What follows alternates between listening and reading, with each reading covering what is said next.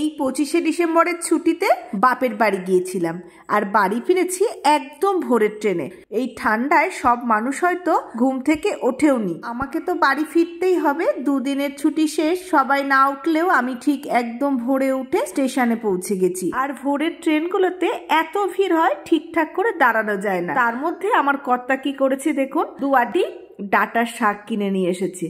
আমি দূর থেকে দাঁড়িয়ে দেখছি হাতে একটা প্লাস্টিক নিয়ে আসছে। আমি ভাবছি হয়তো ওর মধ্যে খেজুরের গুড় কিনে নিয়ে আসছে। যেহেতু আমার বাপের বাড়ি গ্রামে, তাই ওখানে গুড় খুব ভালো পাওয়া যায়। কাছে আসতেই শুনছি এর মধ্যে শাক রয়েছে। আমি তো শুনেই বলেছি টান মেরে ফেলে দেব। এত দূর থেকে কষ্ট করে শাক বয়ে নিয়ে যাব আর জিনিস পেলে না। আমাকে বলছে শাকের চেহারাটা দেখলে তুমি চোখ ফেরাতে পারবে না, একদম সবুজ। সত্যিই তাই। রসুন, শুকনো লঙ্কা আর সর্ষে ফোড়ন দিয়ে শাকটা ভেজে নেওয়ার পর একদম কচু শাকের মতো নরম হয়ে গেছে আর খেতেও সেই স্বাদ।